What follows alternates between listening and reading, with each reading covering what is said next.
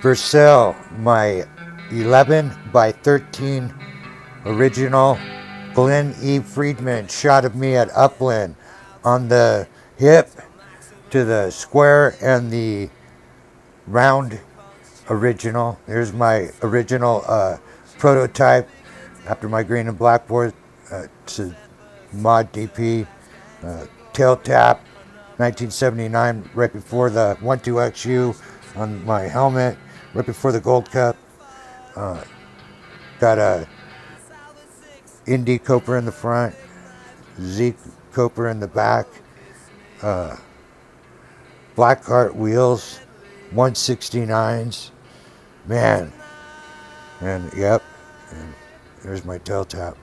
Got to sell this original. It's got some staple holes because I had it on probably a few of my walls of my bedrooms when he gave this to me, probably that year, and that was it. I put it away I had a few more of these from Glenn, and they were gifts, and I gotta lose them now.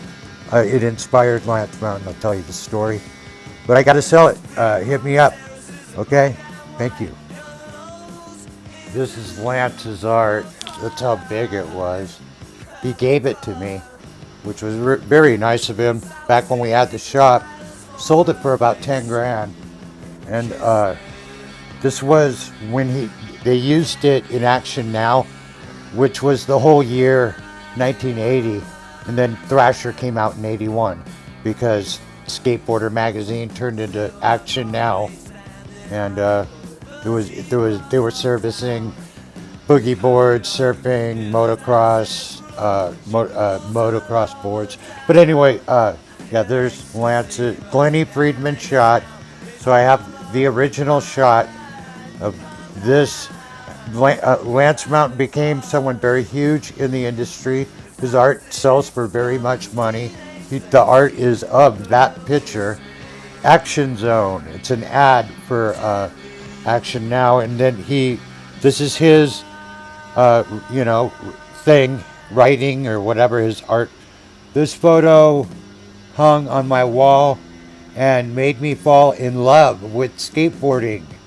Remember Grosso, his buddy, had a show called Love Letters to Skateboarding. So that's pretty cool how they all grew up right at Whittier Skate Park. If the park was brand new, no one had rode it, and I won that contest. I mean, that's a fair contest, no locals. So, and then I won it the next year also. That was this year because the green board fucked up and I had to get a new red board or I was going to quit the company. This is at Upland on what, now they call this hip the Duncan diving board. So, they also call focusing a skateboard to get rid of it. They don't want you to focus on anything but skateboarding. And if you remember skateboarding parties, were going on in 79. I go, also you go into this one skate party, Lakewood, actually cool skate parties. Todd from TSOL that ended up drumming for them. Pat Brown, all the locals there were punk, and it was really cool. I go, you going to that party? He goes, fuck no, what? Talk about skateboarding all night? Let's go to a club in Hollywood or something, and that was like, fuck, yeah. Or he wanted to, go jam at some guy's fucking rehearsal hall, and I didn't know how to play anything, or it was like, just sing along. I was too young. I was like, I think I'm gonna go thrift store shopping and get some more clothes. I don't know. We were the early years. Glenn E. Friedman photo, selling it, the original photo. There's a little story for you, but all in the love of before I knew that we were all being ran by another country, and they all sent them in. They were under. I'm from the backyard. These guys are from Castle.